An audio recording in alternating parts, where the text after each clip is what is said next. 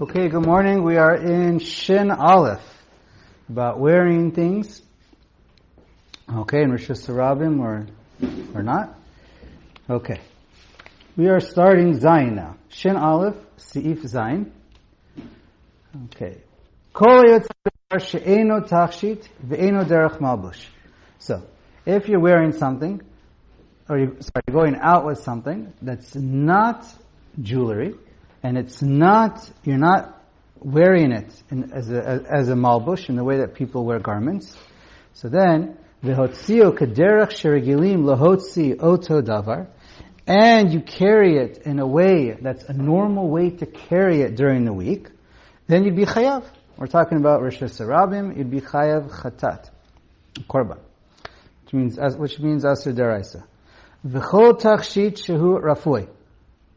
And any tachshit that's like jewelry, so really midaraisa there's no problem because the tachshit you're allowed to wear. It's like clothing, it's jewelry, it's batel to the body. That's not called carrying. But if it's loose, she'ef shelo bekal lipo, that it could easily fall off. Asur latzeit bo. Chazal made exer derabanan that you're not allowed to wear it because it can easily come to carrying it. V'im yatsa patur. Now, if you violated Chazal, so then you're patur from bringing a korban.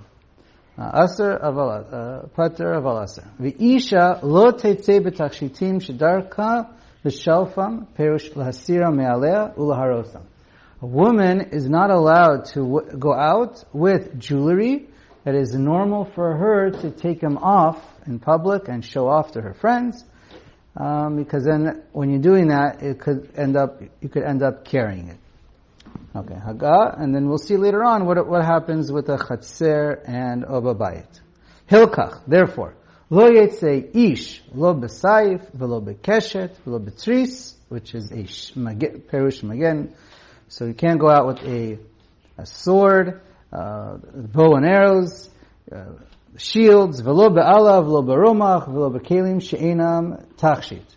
These are all, weapons, spears of some sort, and swords. And now these things, men are not allowed to go out, carry them in a public domain, because we hold, right, it's a machlokas in the Mishnah, we hold it's not a tachshit, it's not jewelry for us, and v'im yatza chayav chatat, and you're chayav chatas. V'lo b'shiryon, v'lo b'kazav, v'lo b'magafayin, perush and pilaot shel barzel, v'im yatza patur.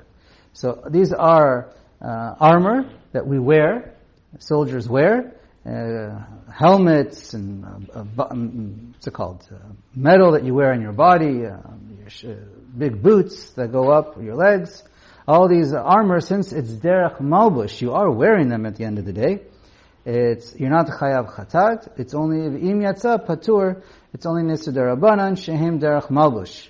Mishnah Berurah says because it's Chazal made it goes there. It's like Maris Ayin. We're afraid, even when it's not bikoach nefesh, it shows that you want to go to war with them on Shabbos. Otherwise, there's no reason to wear it. What? There is that you might go to war. No, it's Maris Ayin. It looks like you want to go to war, or you are going to go to war, when there's no pikuach nefesh involved. And there's no reason for you to be going to war, or I don't know, going to steal from people. It looks like you're going to do bad behavior. All right, okay. I did not look up. There's any other reasons for it. That's what he gives, but it's an esed derabanan. Okay, v'lo yetzei b'tefillin. You cannot wear a tefillin in public Rosh Hashanah. Why? It's because because you might come to take them off, and again, I think we're going to learn, I don't think we learned it before, I think we're going to learn later on, there are times when you're allowed to save things. So you're allowed to do certain things, you're allowed to wear certain things to save them and to carry them through derech malbush, and this way you can save them. So there are times when it's okay. But generally speaking, you're not allowed to. You're not allowed to wear them b'shus rabim because you're going to end up needing to take them off once in a while, and you might come to carry it at those times. V'lo yitzei katan b'min al gadol, and then a katan should not wear a shoe that's way too big for him. Why? Dilma nafil v'atil asuye, because it's likely to fall off, and he's going to come to carry it. Aval yotzei hu b'chaluk gadol. But they did not make a gzera for wearing a big coat. You're allowed to wear a big coat, even if it's oversized, it's not likely that you're going to carry it. V'lo yetze b'minal echad im ein lo maka beraglo. Now, let's say a normal person cannot walk around in Rosh Hashanah with only one shoe. Why? Dilma mechayche aleh v'ase la'asuye. Because it could be that someone's going to laugh at you and you're going to be embarrassed and you're going to take it off. Aval, im yesh lo maka beraglo. But if you have a maka and it's obvious that you have a problem, some kind of a wound or something wrong with your other foot, and it's obvious that's why the other foot doesn't have a shoe, then you're not going to be embarrassed to have, you have one good foot, so you have one good shoe, and the other one doesn't have any because there's a problem with the foot. So then you're not going to come to take off the shoe from your good foot. So then yetze be'oto she'ein bo maka. So then you're allowed to walk around. So then you're allowed to go out with one shoe on that one good foot. Okay. Okay.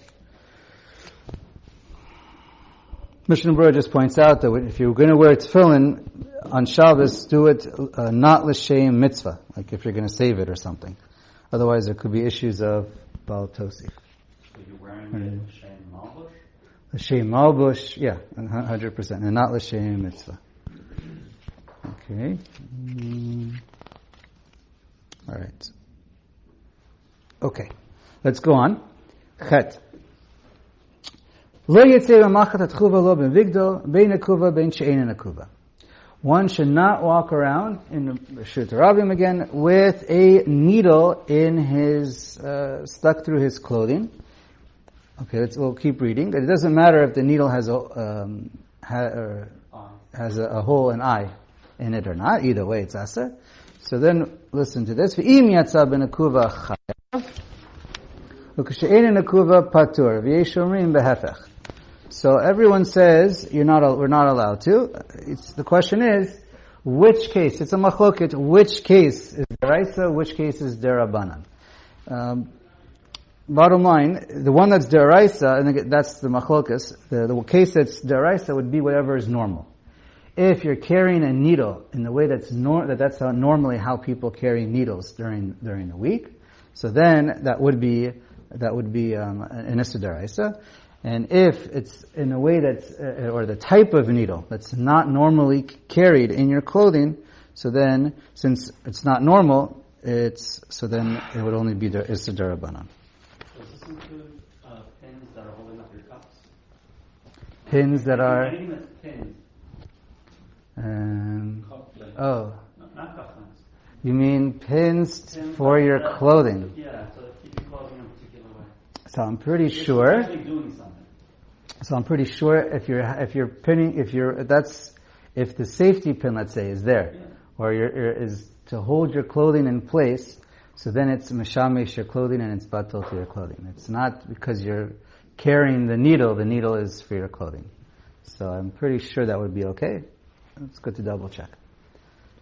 Tet. Lo yetzeh b'tabat she'ein alea chotam. Now, let's say you have a ring that doesn't have a chotam, a seal on it. Now, Mishnah Berurah points out if it's just an inscription of some sort, that's not called a seal. A seal has to be where you can actually take something and, let's say, use ink or wax and engrave with it. So either part of it has to be carved out, has to be engraved or carved out into the stone, it could be a stone or it could be metal, or it has to be bolet, sticking out, raised. Thank you. So that's what we're talking about. To be a chotam, a proper chotam, it's useful. So then if there's no chotam on it, he says you're not allowed to go out with a ring like this. So v'im yatsa chayav, and if you did, you're chayav. So we're talking about a man who doesn't usually wear jewelry. Or just stam rings. Okay, obviously it depends on the times and depends on what's normal. And we'll see, part of Shin Aleph, you have to look at Shin Gimel to get the full picture. So, okay. So let's see. Because over there you'll see that the minhag, the Shulchan Aruch isn't so happy about it, but the general minhag he writes is that men and women do wear rings, and that's what people do. Even B'Rishus Rabin. But he doesn't seem to be too happy about it, because he thinks probably there should be a gzera, that because you might come to take it off, v'chulei. But anyways, let's see what he says here, and we'll see what he says over there. That in generally, the issue is the case is that women, when they have rings, men or women, if they have rings and they're wearing it for jewelry, they're not usually, as far as I've seen, I've never seen people really take them off and show them. They'll show them the fingers, but they don't usually, unless they're washing their hands, it doesn't usually come off. So we'll see. That's why it's generally it's done. V'im yatsa chayav. V'im yesh. So that's in a case where we're talking. We're assuming that it's a case where there's no chotam, and that's how it's carried. So that's why it would be chayav. V'im yesh alei chotam. Now, what if there is a seal on it? So according to Rashi, patur. Rashi holds it's patur of al-asr, that is a gzera. Or Rabbeinu Tam Rambam mutter. No, it's 100% mutter. The eno tachshit ela leish, and that it's really if there's a chotam, it's actually it's a piece of jewelry for the men that they have such a seal on their finger. Aval, but he points out davar shehu tachshit leisha, but any piece of jewelry that men and women would both wear as jewelry, it's asur gam leish. So even though men don't usually take off their jewelry, it's more of a woman thing to do, to show off their jewelry. So then, if it's a tachshit that they both wear, so because goes are by women, since women are going to take off their jewelry, so to men who have the same jewelries, also are going to, you give them the same gzera, even though men don't usually take it off, and we're not worried about them carrying it daled amos b'shus rabin. Okay. So that pretty much sums that up. Yud. And we'll see this again in Shin Gimel. Yud. Tabat shekavua ba'evan. Now here you have a ring that has a stone in it. V'chen im ktuvim ba'otiot. And it has writings of letters on there. Ein alei chotam mikre. This is what I mentioned before. It's not called a chotam. Shelo nikra chotam el imkin chakukim ba'otiot otsuros. It has to be where it's engraved letters or pictures so that you can actually be useful as a chotam. Okay. Yud Aleph. Davar asur letachshit u'lishtamish bo. Now, you have something that's used as both a tachshit, jewelry, and it also has a functional purpose for it. Kigon, let's say maftechot naot shel kesef kamin tachshit. Let's say you have a beautiful key. A key, it's made out of silver, let's say. So you want to hang it around your neck on a chain. It's a piece of silver, right? Silver is jewelry. It's aser. Why? Sheharoeh omer shelatzorech tashmish motzi. Because since it has a very functional purpose, it's a key for a door. So people are going to assume your main purpose, or they're going to say your main purpose is it's a tashmish. So it could be that mi'ikar din it's mutter,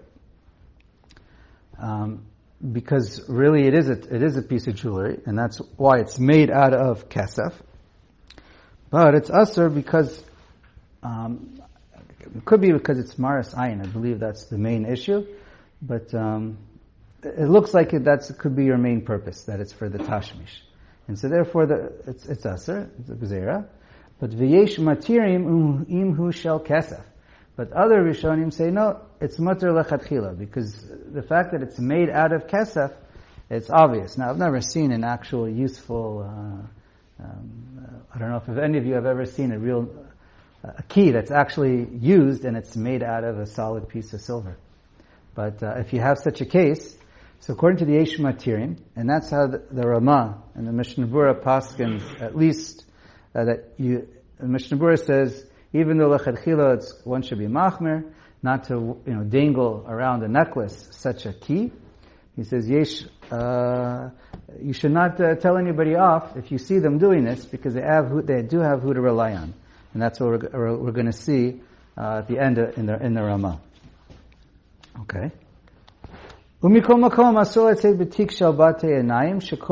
going to get back to the key in a moment with another case. So this little caveat. Hold on one sec. Haga.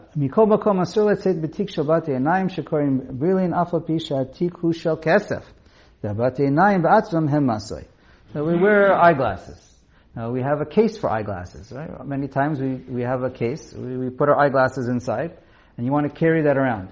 So the eyeglasses, if you're carrying them, that's also that's something that's being carried if you're not wearing them.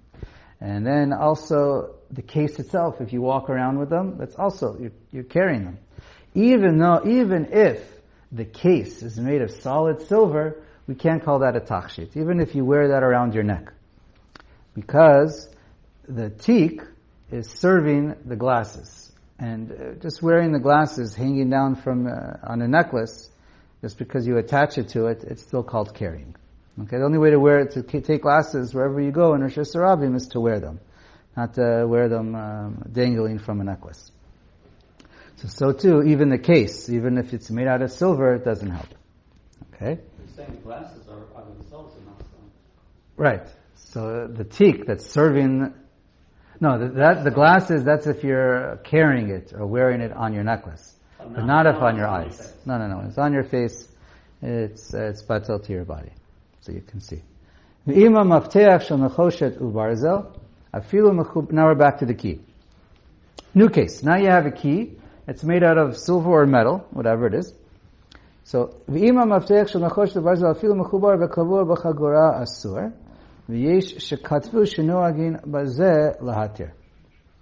okay.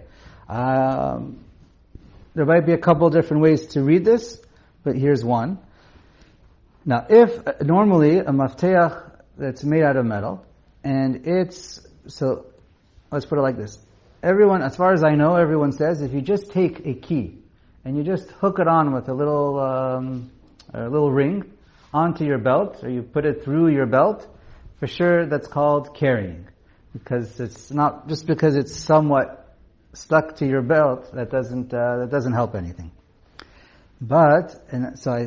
So my understanding, and as I've heard also, is that the case that the machloket over here that many are noheg that's mutter is if, and I think that's how the Mishnah Berurah explains it, if the key itself is used as an integral part of your belt, I'm sure most of us have seen it, if not heard of it, if the key itself is used to connect and close the actual belt, then it's attached to it and it's batel to it and it has its function and it's all part of it. So that's not a problem. Or that's at least the machloket, which is aser and mutter. But if you're just going to loop it loosely around the belt, and just because it's somewhat attached, I don't think anyone would say that that's okay. Okay. And then the Mishnah Berurah has the case of a pocket watch. So also he says, just because you attach let's say you have a chain necklace that you want to wear around your neck.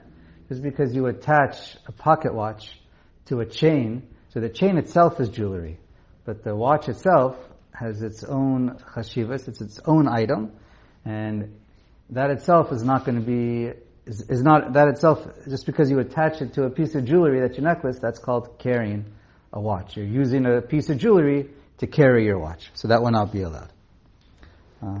Okay, if it's a solid piece of gold or just a very fancy pocket watch, then it might be okay. So about the keys, I've seen people use two keys on a brooch to make it look like the legs of a butterfly or something like that. It actually does look like part of the jewelry, but it's still functional. Interesting. So you're using the key to attach to a brooch to make it look, it's part of the brooch. It's part of the brooch. And so now it looks like it's part of it. Yeah. And good question. If it looks like, if it's a fancy piece of, I mean, it's a simple piece of, it's a regular key though, right? Yeah, it's not a key. You can tell what they're doing with it, you know, but it actually does look like, they have a butterfly brooch. So if it was made of silver, I would say no problem. Right. If it's a regular key, it's hard for me to think that it's okay. So you used to make it the head of the key, the part you're holding in your hand was jewelry, it's silver, but the functional part of the key was still the regular, normal part of the key, brass or whatever it is. I mean, that's the case here, or here's his case? They make brooches like that instead. They used to. They would make a little piece of jewelry with the handle part of the key that you hold on to. Jewelry. So part of it was actual, right. And it was all attached. Okay, so maybe part of the key itself is really jewelry. Maybe I hear. Yirbet. Okay. Lo yetziach hayad v'machat hatchuva lo bevigdo v'lo nagar b'kesam sheba'ozno v'lo soik v'mshicha shebetzavaro v'im yetza patur. All right, so here you have a tailor should not go out with his needle with it, attached to his clothing, and not a carpenter with a little piece of wood by his ear.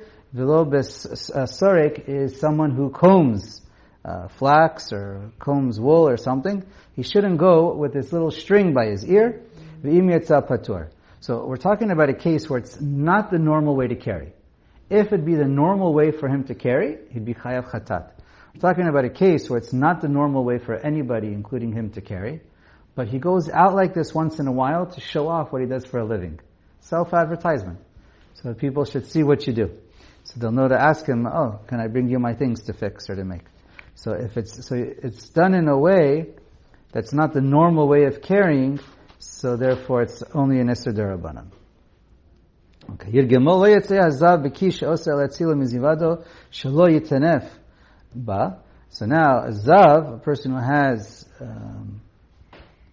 this discharge from him, he's not supposed to. He cannot wear or attach a cup at the end to protect himself. V'chen isha nida shekoshet beged lefanea shelo techlek b'dam niduta asura letzeit bo. A woman should also not attach a beged that hangs down a little bit to catch some of the blood, just so she doesn't get so dirty. I'm not exactly understand the picture exactly, the Metzius. But we'll see. This also helps to look ahead in the middle of Shin Gimel. I think it's Tedvav in that area. We'll see. So in this case, the point is, it has to be derech malbush. If it's not derech malbush, it's going to be either a chayav chatas or a patur. But if it's derech malbush, you have some kind of an apron, or you're wearing a big, large undergarments, and it's done in a way that it's derech malbush, so then that for sure is not going to be a problem. However, listen to this. But this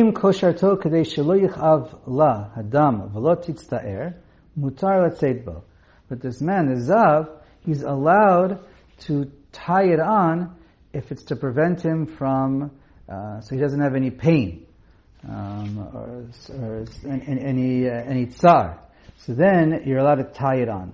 The reason why it needs to be tied on is because otherwise it could fall off and you might come to carry.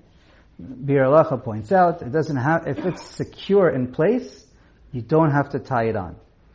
I'll read one more, but you'll see when you get to Shin Gimel, it discusses, really by women, that even undergarments or pads and tampons, it says over there, as long as it's secure, it's not a problem, because it's to prevent someone from getting dirty, embarrassed, or in pain, and then we consider it derech malbush, and we consider it batal to the body.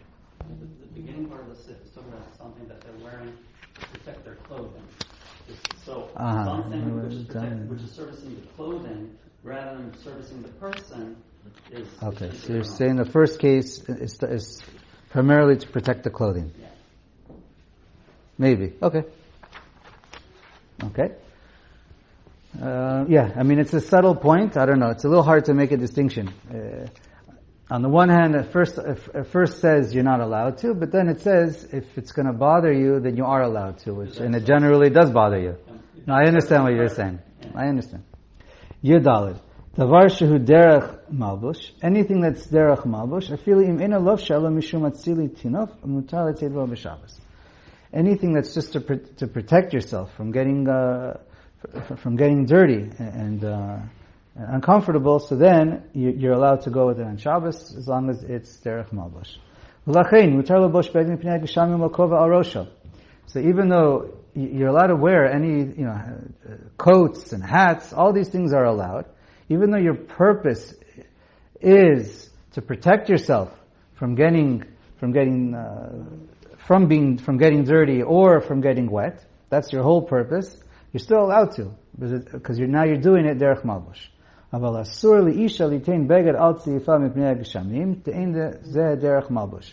So if a woman already has her head covered, and then she's just holding on a flat little piece of garment, just to cover, or it's like taking a plastic bag and just holding it over your head.